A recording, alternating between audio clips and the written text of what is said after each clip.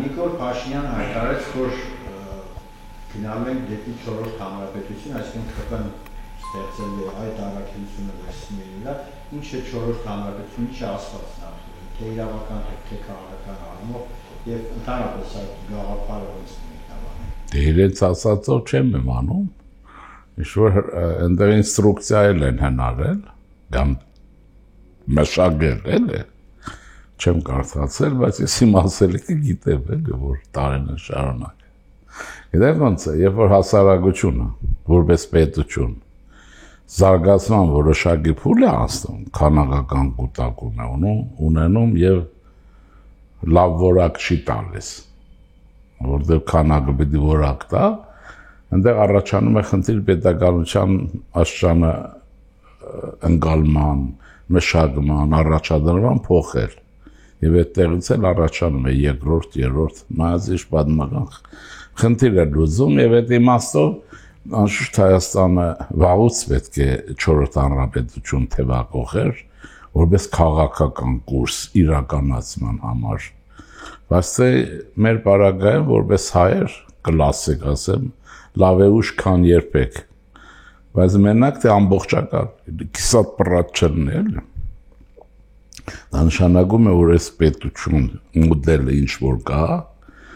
ինքը իրեն բացարձակ սպառել է եւ ինչպես նաեւ օրգանիզմում է մարդու սկսում է թույն արտադրել ինքը թույնեն բացասականներ արտադրել ինքը այլևս դրական արտադրել չի կարող էլի դա օրգանիզմի հասունացման հետ է կապված եւ դա այդ առաջադրումն է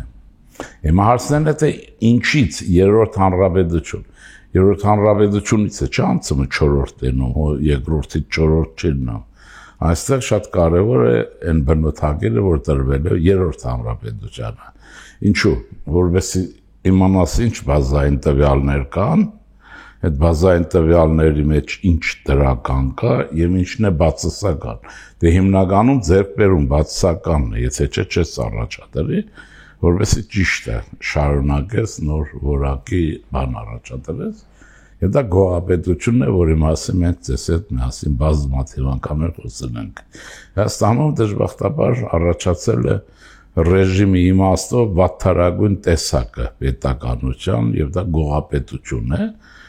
ու մի քիչ գոհապետությունը հայերենով առարկայական է հնչում բայց իրական է գնահատական է լատիներենով որ հայտնի է մշակում որպես լութոգրատական իշխանություն է կոչվում։ Իշխանությունը այս իմաստով 3 աշճան ունի, ուրեմն պլուտոկրատիա, ուրեմն կլեպտոկրատիա եւ լութոկրատիա։ Այս դասակարգումը առաջին անգամ տվել է Ռենանը, ֆրանսիացի փիլիսոփակա 19-րդ դարի Ֆրանսիան այսպիսի process-ներ անցել է մոտավոր տվել է, բայց զարգացումներն ինքն են, հենց մնացած մշակումները եւ այլն, ուղղակի աշճանագարկումն են դերից գալիս, դա բնական է, որտեղ սոցիոլոգիան կամ քաղաքագիտությունը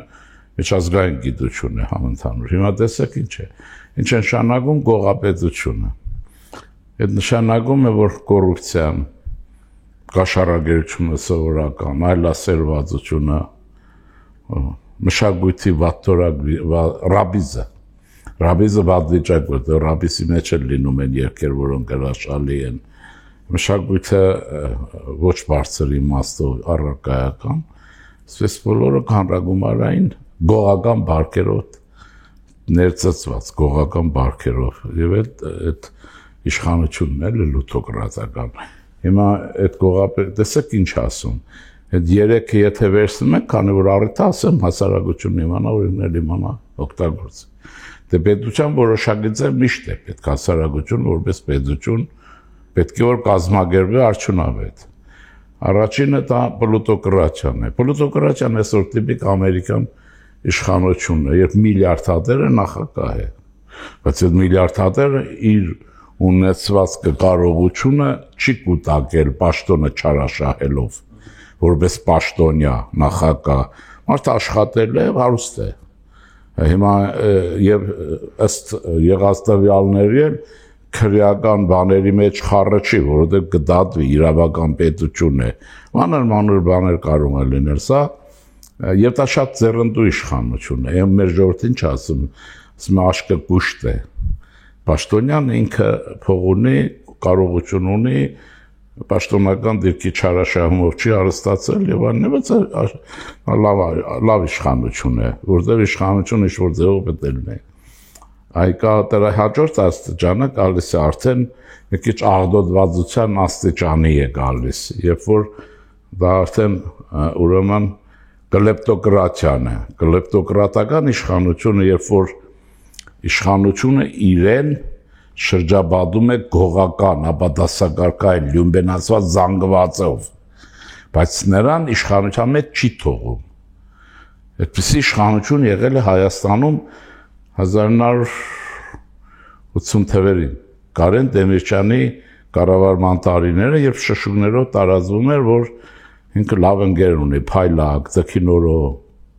եթե չգիտեմ, որ գիտի։ Իհարկե սրանք հիմա ճիշտ ու սխալը դնենք կողքի, եղել է թե չի եղել, բայց եղել է, որ ասում են, սրանք նրանք են, ովքեր շրջաբադում են իշխանությանը, բայց իշխանության մաս չեն, իրենք իշխանության վրա ազդել ուղղակիորեն չեն կարող քվեարկությամբ, ինքը ձայն չունի։ Այդ իշխանությունը եւ որպես կանոն սովետական իշխանությունը եղել է, իրեն շրջաբադել հանցագործ տարրերով,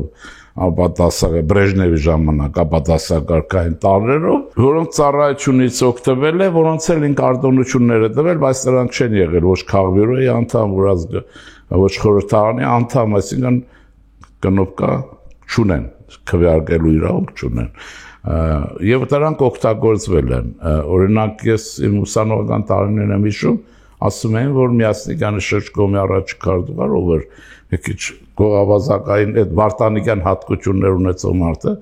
ասում որ իրեն կոստյում առնող ունի, ասենք այս խանութի տերը իրեն կոստյում է մատակարարում են, խանութի տնօրենը դե սոցիալիստական սեփականություն էր, միսն է պահում, սնունդ է եւ այլն, բայց դրանք չեն քվեարկում, իհարկե կաշառք է փոխանցում, գործ են անում եւ այլն։ Խոսքը որը շրջաբադված այդպիսի տարրերով եւ այդ դա Դեմիրճյանի շրջան ասեցի, դա հայտնի է, ուրեմն լուտոկրատական իշխանություն, երբ որ այդ գողականը ինքը իշխանություն է, քվեարկում է։ Ես ամենատիպական օրինակ Զավեշ տալին նաեւ հումորայինը Շմայսը պատգամավոր է, ինքը քվեարկում է, որտեղ նրա հագումները, չխոսել է բանը, այնտեղ աչքերի շարժ իրեն ուրեմն դրել են, ինքը նաև ժարգոնով է խոսում, ինքը այսպես այդ մեկն էլ կա, այդ որներ հիշում եմ, այս որ ասեց, դե ձեր վարդանիկը եզակի չի, նա իր նախատիպն ունի հայ իրականության մեջ, Սերժի խորհրդարանի անդամ էր, անունը մոռացա, երբ որ ասում էր դե մեկի տակը պետք է պարկենք, այն ռուսների տակը կպարկենք, ինքը կայֆ է անում էլի, հասկանում եք ինչ կա, թողմախինը էր, տեսեք, բոլորը մականուն ունեն, սրանք առաջ Ուսենք Դեմիրճյանի իշխանության տարիներին կերազեին, որ մեջը լինեին, բայց Սերժի հետ միասին սրանք պատգամավորներ են, քվեարկում են եւ այլն, եւ այդ իշխանությունը վատթարակույն է։ Դրա համար մենք պիտի ընդունենք, որ այդպես է, եւ ես հիշում եմ, երբ որ այդ ազգային ժողովը Սերժը ձևավորեց, ասում է, որ ինքն է հավաքում իր, եւ դա իր ճաշակն է, ինքը քրեականացրեք, Սերժը ամբողջովին պետական ապարատը, վերջագույն ուղակները քրեականացրեց, սրանց տեսնելով են մանվել էլ այսպես, ուրեմն եւ ինչ եղավ, որ սրանք սկսեցին իրենք Հայաստանը կառավարել, դա ոչ թե միջնորդավորված, էլի պաշտոն իրենց։ Հիմա Վարդանիկը Գյումրիում ուղղակի լուտոկրատը ինքը քաղաքապետ է արդեն, լուտոկրատը, հասկանում եք ոնց է, վերեն 1000 քրեական գործ կա, բան կա, բայց դա չի ընդունում իրեն քաղաքական բաները խոսում են։ Դրա համար ուզում եմ ասել, սա պետք է գնահատենք որպես գողապետություն, որովհետեւ հիմնավորված լինի մաքուր հիմքերի վրա, ազգային նորմալ մշակութային տնտեսական հիմքերի վրա չորրորդ իշխանության, չորրորդ հանրապետության հիմնադրում է։ Այդպես եղել է նաև Ֆրանսիայում, Դե Գոլից առաջ, Դե Գոլի ժամանակ էլ կասեմ, Ալժիրի պատերազմ, Ֆրանսիան ջախջախվեց, բարձվեց, կոռուպցիա, թալան, գողություն, դավաճանություններ, այդ եղել 1950 թվականներին, դրանից առաջ Վիետնամի պատերազմ, ճգնաժամ, Ֆրանսիայի մասին է խոսքը, եւ որ խելոք ֆրանսիացիները դիմեցին գեներալ Դե Գոլին, ասին արի երկրի ղեկավարու 5-րդ հանրապետությունը շրջակի այս աղբանոյ պատմական որպես անցյալ թող գնա իր տեղը մնա եւ Ֆրանսիան հեսնում 5-րդ հանրապետությունն է չեք ասում Արտան Բուխարեստյանի վերջին հայտարարությունը որ ինքը գիտեք ինչ է անում ինքը դիտավորյալ քրեականացնում է իշխանությունը այդ իր աստվածաբանական ճոռոմախոսությունով բանով ինչ որ կա իր կերպարը դարձնում է իշխանության կերպար ընդ որում ասեմ որ բոլշևիկների իշխանություն առաջի տարին դրանով շատ չի տարբերվել 1921-22 թվերին եւ դա այն շրջանն է երբ Հայաստան հանձնվեց թուրքերին ռուսների թելադրանքով առաջին հանրապետությունը Ոսը դա շատ վտանգավոր բան է, կերպար է, այդ կերպարները կան, ինչ բացասական բարձ է, գնահատականը բարձ է, բայց այստեղ քիչ է ասելը բացասականը, քրեական օրենսգիրքը պիտի աշխատի անխափան, նման բարական եւ բան ուրեմն վերաբերմունքը պիտի լինի հասարակական բարձրանք միանշանակ ինչով, որտեղ դա վերջին հաշվով հանրապետության երկրորդ քաղաքի ուրեմն քաղաքապետն է Ընդեղ ավանդույթներ կան, նաև հիշում ենք մարդասպանությունների, ռազմորկաների, տեսեք ռուսերեն է, ռազմորկաների եւ այլն, եւ այս մարդը ուրեմն այս մի մասն է, բայց երկրորդ մասն է անում, որը շատ վտանգավոր է, որ ինքը նիշ է սահմանում, որ կարող է քաղաքապետ այդպիսին լինել,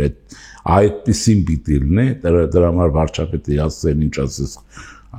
այդպիսին պիտի լինի Եվ այս պարամետրերը պետք լինեն եւ թեգուզ ինքը երկրորդ քաղաքի քաղաքագլուխն է, բայց ինքը մեծագլուխ հանրապետության մասշտաբով կանոններ է սահմանում կարծես, նորմատիվներ է սահմանում, այսինքն Հայաստանը լրիվ վերածում է գողապետության, վատթարագույն իմաստով, իհարկե դա չի հաջողվում, բայց պետք է պատասխանատվության ենթարկվի, որտեղ Քաղաքապետը չի կարող արտաքին քաղաքականություն մեկնաբանել, մի անգամ կարող է դուրս տալ իր համար, երկու անգամ կարող է դուրս տալ, բայց այն տեսքով եւ այլն, վերել ռուսը դնել կողքին, սեսիա անել եւ կաթողի իր նման մի գողական էլ, բան arczepiskoposներ, չէ՞, երկուսն էլ այդ գողական են, այն որ հիմա երթվում ասում ես գողական չէ, հենց եթե ապացուցում է որ գողական չէ, ես գողական է, էլի Ամեն ոնց է, այս բարգեր հետ նորմատիվ համար պետք է բարոյական եւ բարոյականը սրանց համար արժեք չունի, որտեղ իրենք այդ բարոյականությունը չունեն։ Դրա համար պետք է քրեական օրենսգիրքի առջև խստակուն պատասխան տալ։ Պետական քաղաքականությանը միջամտելու եւ արտաքին քաղաքական գեոստրատեգիական խաղերին մասնակցելու, որ ոչ իր խելքի բանն է, ոչ էլ պաշտոնի բարումով իրավունք ունի, ընդ որում դուք տեսնում եք երկիրը ինչքան ծանր դժվար մանևրներ է անում, տեսնում եք, չէ՞։ Այսպես ուրեմն վերաբերմունքս է թե ուրիշ ինչ։ Եվ նրա ասածը որ թուրքին չեն, թուրքի, եթե որևէ մեկը թուրք կա, ինքը թուրք է։ Գիտեք ինչու է թուրք, եթե թուրք կա, որովհետև այդ իր թրքատյացության այդ տեսակը տարբերակ էլի, հա, դա ԿԳԲ-ի թրքատյացությունն է, ռուսների թելադրած թրքատյացություն է, հայը պարտավոր է կամ կարող է լինել թրքատյաց ցեղասպանություն եւ այլն, բայց դա եթե ինքը իրենով չի, ռուսների սուսմնա թուրքը կգա գուտի, բեր արի քեզ բռնաբարեմ, ես է Վարդանիկի համար ասում, լսի ես քեզ կարգին բռնաբարեմ, թե չէ թուրքը քեզ գուտի Ինք այս տարբերակի մեջ է, սա արդեն ռուսական թրքատյացություն է, հայի համար։ Այսօր դա էլ անթույլատրել է, ընդհանրապես այդ հարցերում պետք է խիստ լինել եւ օրենսդրական կարգավորումներ են պետք։ Եթե չէ, կառավարությունը նորմատիվներ պիտի իջնի եւ մաշկի, իջեցնի մաշկի, թե չէ երկիրը այս ճահիճի մեջ է։ Այդ լուտանքային բանի քաղաքական ճակերտարի լեքսիկոնը։ Պաշինյան, վերջին օրերին ակտիվացել են նաև նախկին 3 նախագահները, Լևոն Տեր-Պետրոսյանը նաև միացավ Քոչարյանին եւ Սերժ Սարգսյանին, հայտարարելով, որ Հայաստանն է հրահրել պատերազմի 20 թվականին, ոսկե մեկնաբանեք ընդհանրապես Լևոն Տեր-Պետրոսյանը ինչ է վերջին շրջանում ակտիվացել։ Գիտեք, ամերիկացիներն մի խոսք ունեն, ամերիկյան, ասում են, նստել տեղը լուսնի վրա հաչել։ Ամերիկայի խոսքը։ Հիմա Պուտինն ասաց, որ ես եմ արել։ Այն դուգինը մեռավ բացադրել այս տուպոյներին, որ մենք ենք արել Ղարաբաղը։ Այն Գուրգենյանը շքանշան էր ուզում, որ Ղարաբաղը բարի տվեցին։ Հիշեք էլ, ելում ասեմ։ Պուտինն մի քանի անգամ չի ասաց Ղարաբաղը եղել է, կա, պիտի լինի Ադրբեջան, ճիշտ է։ Սրանք դրա համար նստած ապշապշ դուրս են տալիս։ Սրանց ազնական քինախնդրություն է, բայց նաև մեջ ուրիշ բան կա։ Ես ենթադրում եմ, ես այն երկուսին չեմ կարող ասել, բայց Լևոն Տեր-Պետրոսյանը իր միջավայրով այնտեղ ունի սպլտուրիկ ինչ-որ բաներ էլի։ Այդ սպլտուրիկը բանով է, Գյումրվա բանից է, գիտես, ուրեմն ծծած մոմպազները։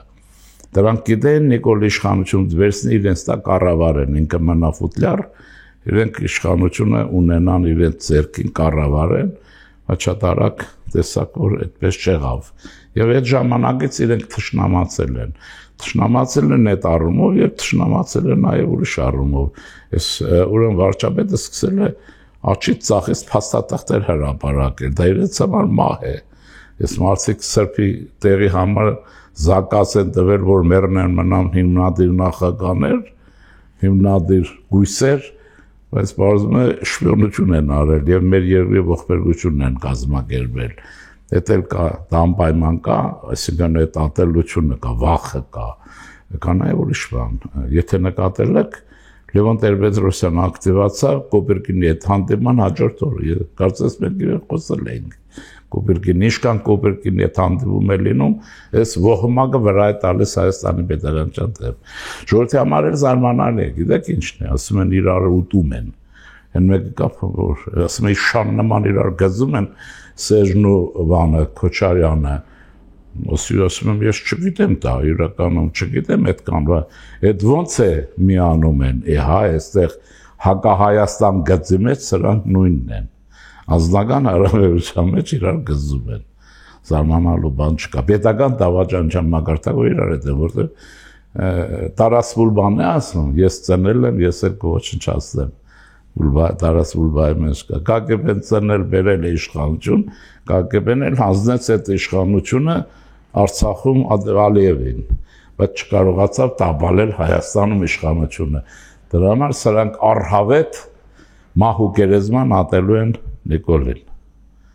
Նաև նրանց ովքեր այդ պետական իշխանություն պահեցին։ Ձեզ, մեզ։ Ոսկորներով ատում են, որովհետև իրենք դրա համար չէին եկել։ Եկել էին Մոսկվայի պատվերով, եկան այդ ինչ-որ եղավ, դուք հիշեք, որ 44 օրյա պատերազմին սրանց 3-ն էլ կարծեմ Ստեփանակերտում էին։ Ես այն ժամանակ շշմել եւ հարցազրույց եմ տվել, ասել եմ, այս թռազներին ով է թողել ռազմական գործողության գոտիկը։ Ինչ իրավունքով։ Ով է թողել, ինչ են անում։ Գնացել են հանձնում են Բաքոին, Ղարաբաղն էլ հանձնեցին, Բաքոն էլ հետը հանձնեցին։ Դա շատ բարդ բաներ կան, դրա համար իրենք օրգանապես ատում են Նիկոլին, որը նախ չի կառավարվում, երկրորդ ակնհայտ է, որ ինքը եւ շատ իր շուրջ համախմբվածները ուրեմն կարողացան անկախությունն ու պետության ազատությունը պահել, հետո էլ մահիշ էլ Հնդկաստան, էլ Ֆրանսիա, էլ Թրամփի ուղի եւ այլն, մահ է, որտեղ ինձ թվում է սրանք Պուտինից վախենում են, որտեղ մտածում են երևի նրանց ինչի Պուտինը հանձնեց Բաքու, նա է հանձնել, որտեղ չկարողացան Հայաստանում եղաշրջում անել, խեղճ Արև Թաթարուբոյին ուղարկեց, որ ստե վարչապետ լինի, եկավ ոչ մի բան չկարողացավ անել, ինքը հանձնեց այնտեղ ասեց, գնա պատժեց, հիմա բա որ իրենց էլ բռնե Բաքու հանձնե, չկարողացաք ոչինչ անել։ Բայց կապեք Կոբերգինի հետ, ուշադիր եղեք, կաթողիկոս եւ այլն։ Հենց Կոբերգինի հետ հանդիպում է լինում, ախալկալագում ասում են Զամեկանյա է տալիս գործը։